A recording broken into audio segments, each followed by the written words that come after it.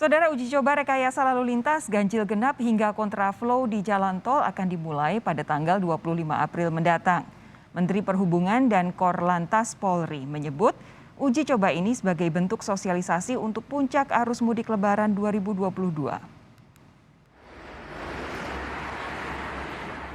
Kementerian Perhubungan akan melakukan uji coba rekayasa lalu lintas dimulai 25 April mendatang. Rekayasa lalu lintas akan dilakukan dalam bentuk ganjil genap, kontraflow, hingga sistem satu arah atau one way di jalan tol. Menteri Perhubungan Budi Karya Sumadi menyebut uji coba ini sekaligus bentuk sosialisasi rekayasa lalu lintas sebelum diberlakukan pada puncak arus mudik saat meninjau persiapan mudik di tol Kalikangkung, Semarang, Jawa Tengah. One way dan ganjil genap itu sudah ditetapkan 28, 29, 30. Tetapi memang kegiatan itu bisa dilakukan lebih awal ke tanggal 25.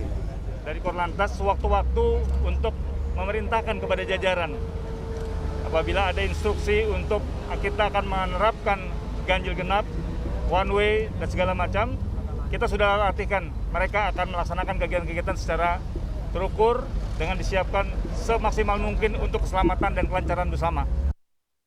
Uji coba ganjil genap akan dilakukan 25 April 2022 untuk kendaraan yang menuju Cikampek dari kilometer 47 hingga 70 gerbang tol Cikatama. Kendaraan yang tidak sesuai akan diarahkan keluar di Cibatu kilometer 34, Cikarang Timur kilometer 37, dan Karawang Barat kilometer 47. Sementara itu kontraflow akan diterapkan pada kilometer 47 hingga 65 gerbang tol Cikatama pada pukul 11 atau waktu yang disepakati sesuai dengan kondisi lalu lintas. Uji coba rekayasa lalu lintas mudik di tol akan dilakukan mulai 25 April hingga 27 April 2022. Sementara penerapannya akan dilakukan saat puncak arus mudik di tanggal 28 April hingga 1 Mei 2022. Pemerintah mengimbau para pemudik menghindari puncak arus mudik di tanggal 28 April hingga 30 April 2022 untuk menghindari kemacetan. Kementerian Perhubungan memprediksi 85 juta orang akan mudik Lebaran 2022 dan didominasi perjalanan darat. Pemerintah mengimbau masyarakat mudik lebih awal untuk menghindari kemacetan. Saya mengajak masyarakat untuk menghindari puncak arus mudik pada tanggal 28, 29 dan 30 April 2022. Untuk itu, saya mengajak masyarakat untuk mudik lebih awal. Tentu saja menyesuaikan dengan jadwal libur dari tempat bekerja. Kapolri Jenderal Listio Sigit Prabowo memastikan fasilitas infrastruktur mudik hingga rekayasa lalu lintas sudah siap saat melakukan apel kesiapan mudik Lebaran 2022. Instansi swasta untuk memberikan kesempatan mudik lebih awal, strategi untuk mengatur atau merekayasa dalam bentuk one way, pemasangan kontraflow, mempersiapkan jalur-jalur alternatif yang tentunya ini juga bisa digunakan untuk menjadi pilihan mudik, yaitu dalam beberapa hari terakhir, kepadatan pemudik mulai terlihat di berbagai moda transportasi. Warga memilih mudik lebih awal agar tidak terjebak macet. Kementerian Perhubungan menyebut lebih dari 40 juta orang akan mudik lewat jalur darat. Tim Liputan Kompas TV. Saudara, puncak arus mudik tinggal menghitung hari. Pemerintah memprediksi dari 85 juta pemudik, mudik Lebaran 2022 akan didominasi perjalanan darat.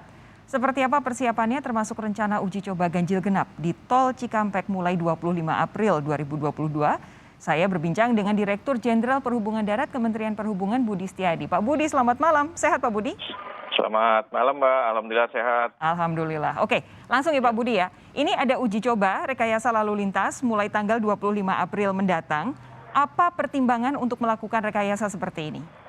Ya, sebetulnya pertimbangan 25 April itu akan kita lakukan uji coba karena memang sebetulnya sesuai dengan SKB antara tiga dirjen ya, saya Dirjen Darat dengan PUPR dan juga dengan Korlantas Polri, itu akan kita laksanakan ganjil genap, one way dan juga kontraflow atau kemudian pembatasan kendaraan barang itu tanggal 28.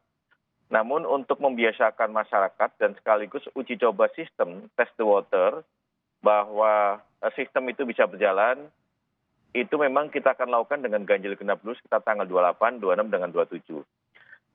Dan itu sekaligus juga adalah kesiapan menyangkut masalah sarana dengan prasarana yang nanti akan mendukung terhadap pelaksanaan ganjil genap kontra one way sekaligus yang akan kita laksanakan tanggal 28. Pertimbangan kita demikian dan sekaligus juga campaign yang kita lakukan atau kemudian pesan yang kita sampaikan adalah masyarakat nanti tanggal 28 itu sudah persiapan bahwa kita akan lakukan beberapa mekanisme manajemen rekayasa lalu lintas yang saya sampaikan tadi. Demikian, Mbak. Pak Budi, jadi kan ini ada beberapa macam rekayasa lalu lintas yang sudah dipersiapkan. Tidak hanya ganjil genap, tapi kemarin kami juga membahas agak ekstensif soal rencana untuk adanya di tol Palimanan itu warga yang bisa masuk ke jalan tol itu tidak harus membayar terlebih dahulu di gerbang tol masuk, tetapi membayarnya di exit. Jadi ini artinya ada beberapa strategi. Sebenarnya strategi-strategi ini dibuat dengan asumsi pergerakan pemudik nanti pada puncak arus mudik yang kira-kira akan seperti apa? Iya, kalau pertimbangan kita sesuai dengan simulasi yang dilakukan oleh kita dengan pihak Jasa Marga, peningkatan jumlah pemudik yang di dari Jakarta sampai dengan Cikampek dan sampai dengan Palimanan itu asumsinya bisa sampai antara 40 sampai dengan 50% dari kondisi normal gitu. Namun kalau kita lihat saat sekarang ini H-10 kondisi di Cikampek utama yang kita pantau dibandingkan dengan tahun 2019 memang ada peningkatan, yaitu sekitar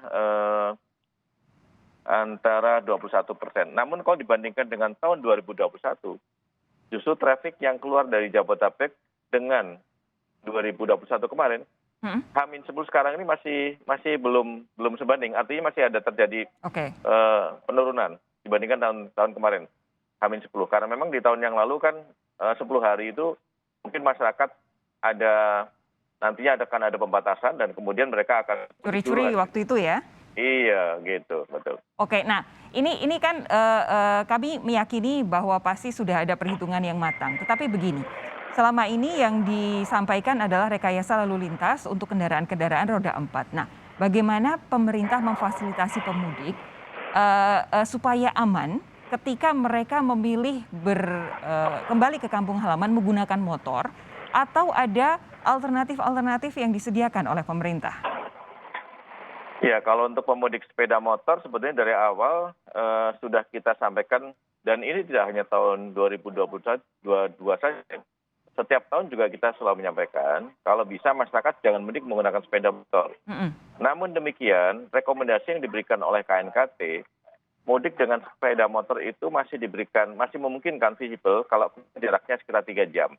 Namun yang kita harapkan di atas 3 jam, kan seperti yang sekarang kita lihat, bahwa pemerintah menggandeng dengan beberapa BUMN, termasuk swasta juga, menyiapkan mudik gratis bagi pemudik sepeda motor, tidak hanya orangnya saja, tapi juga motornya juga dijemput juga. Dengan kereta api juga ada, dengan kapal laut juga ada, dengan kendaraan truk juga ada. Itu semuanya ke Jawa Tengah dan sebagian juga ke Jawa Timur.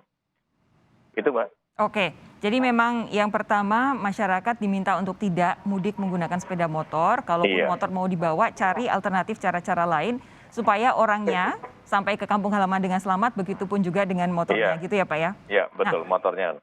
Pak Budi, begini, ini kan kemarin Pak Jokowi sudah menyampaikan kalau bisa menghindari mudik di tanggal-tanggal yang diprediksi akan padat begitu. Tapi kan masalahnya ini kembali tergantung pada cuti masing-masing kantor, cuti masing-masing tempat bekerja begitu. Antisipasinya akan seperti apa Pak Budi? Ya, sebetulnya apa yang disampaikan oleh Pak Presiden memang itu sangat bagus sekali dan sangat tepat sekali. Karena kalau nanti diprediksi kita sesuai dengan survei yang kita lakukan tanggal 28, 29, dan 30. Kita coba bayangkan kalau kapasitas jalan tol sangat terbatas, kemudian orang bersamaan keluar akan tanggal 28, 29, 30. Sehingga memang kita sangat berharap sekali kepada masyarakat supaya cukup waktu saat mudiknya, sehingga tidak secara bersamaan pada hari yang sama, jam yang sama, kemudian akan mulai perjalanan terutama yang ke arah timur. Nah, dengan demikian kita sangat berharap bahwa tanggal 25, 26, 27 juga dimanfaatkan juga oleh masyarakat. Karena kan sebagian dari kita dan juga Kementerian PAN-RB juga sudah bisa menyampaikan bisa mengambil cuti tahunan. Jadi artinya kita harapkan mulai tanggal 26, 27, 28 sampai dengan nanti tanggal 30 masyarakat sudah terbagi untuk melaksanakan cuti. Jadi itu akan membantu pemerintah, akan membantu kita untuk tidak menumpukan pada tanggal 28, 29, 30. Demikian, Mbak. Oke, karena selama 2 tahun ini relatif jarak bepergian, jadi gunakan cuti tahunan ya Pak ya untuk menambah Kira-kira begitu. Ya. hari-hari cuti sehingga tidak semuanya masyarakat menumpuk pada tanggal 28 menuju Lebaran. Sekali lagi saya mau menyampaikan bahwa kami memiliki grafis untuk hotline yang bisa Anda hubungi saudara kalau misalkan membutuhkan informasi mengenai mudik dan jalur-jalur mudiknya.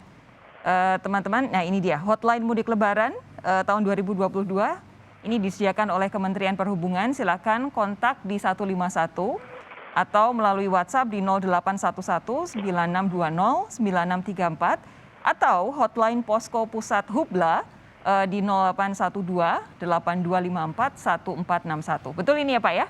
Iya, betul, Mbak. Oke, ini untuk mendapatkan informasi mengenai posko atau jalur-jalur mudik dan informasi seputar mudik lainnya ya? Ya, termasuk juga untuk membantu masyarakat mungkin manakala di jalan ada persoalan dan sebagainya. Gitu. Baik. Pak Budi, terima kasih sudah meluangkan waktu untuk kami malam hari ini. Sehat terus ya Pak ya. Terima kasih Mbak. Alhamdulillah. Selamat malam.